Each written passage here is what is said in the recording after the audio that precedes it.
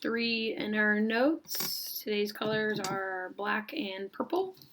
The standard we're going to do is NS2. It's dividing whole numbers. So I see the number sign with an S, kind of shorthand for my notes. Going to work on dividing whole numbers before we divide decimals. So a lot of people remember that you divide, you multiply, subtract, and then you bring down. Some people have different sayings for how they remember that. So divide, multiply, subtract, bring down. It's going to be really important that you pay attention to how I write my notes today with the spacing and the lines. The first example we're going to do is 8,064 divided by 16. Another way you could write that is like a fraction, 8,064 with a slash 16. That means divide as well. You might see it like an improper fraction over the top, 8,064 over 16. A lot of people don't know, do I leave it as an improper fraction like this? You can divide it out, make it a whole number or a mixed number. So the first thing that if I give this problem to kids and say use a calculator, in this format looks nice. You're going to take the 8,064 and divide by 16 and hit enter. But when you write it like a division problem, you actually have to switch it. The first number goes in, the second number goes on the outside. And I like to leave this line blank for your answer. So come down a line, 8,064. Notice I'm writing it in the space. Trace the blue line divided by 16. So if I give you this problem, many kids will take a calculator and take 16 divided by 8,064. Well, really, this one you read right to left instead of left to right, which is backwards from how we read. So you're going to take your other color, and this is important. You put a place value holder over every number, the 8, the 0, the 6, and the 4. That means you should have something over the top of each one of these at the end of this problem. So you're looking at how many groups of 16 go into 8. 8's too small, so you can put an X or a 0. How many groups of 16 would go into 80? 80.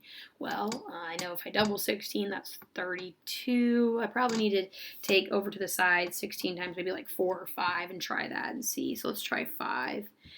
Always show your work to the side. Don't erase it. It's good to have this work here. 5 times 6 is 30. Carry the 3 up with the 0. 5 times 1 is 5. And when you add 3, 8.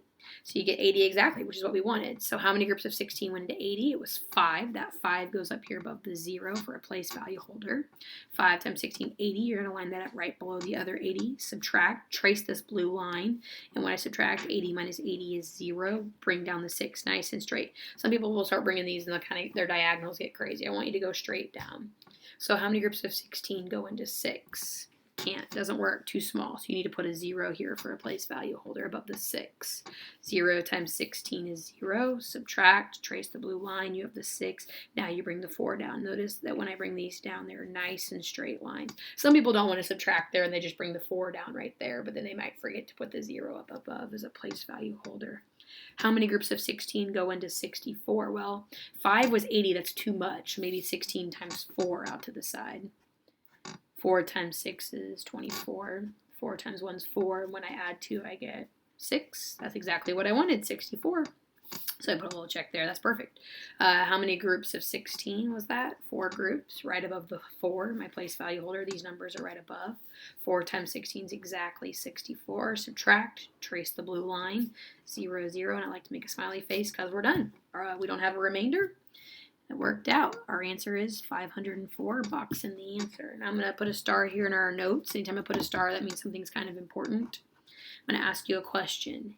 Is 8,064 evenly divisible by 16? Question mark. So you're like, what's that? Evenly divisible. Well, is this number evenly divisible by 16? Evenly divisible means there's no remainder. So your answer is yes, comma, and I'm going to put BC in my notes. That is shorthand for because. Yes, because there is no remainder. So whenever your remainder is 0, you can say it's evenly divisible, and you're done. You don't have to do anything else.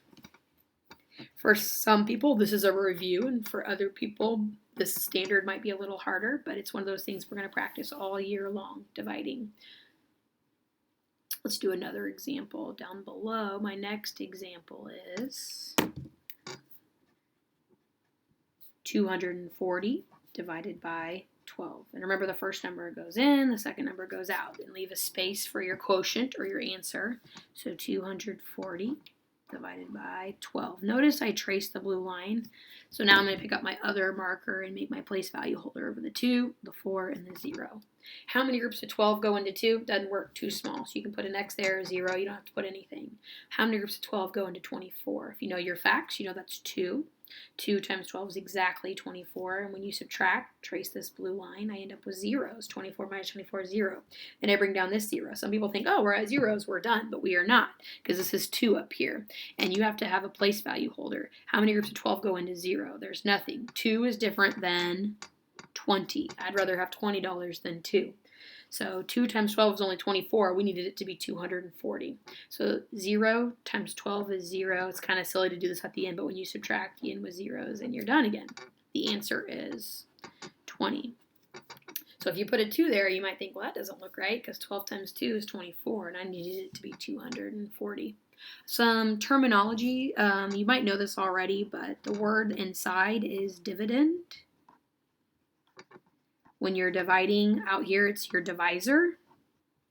I kind of remember the O outside is your divisor, and it starts with O.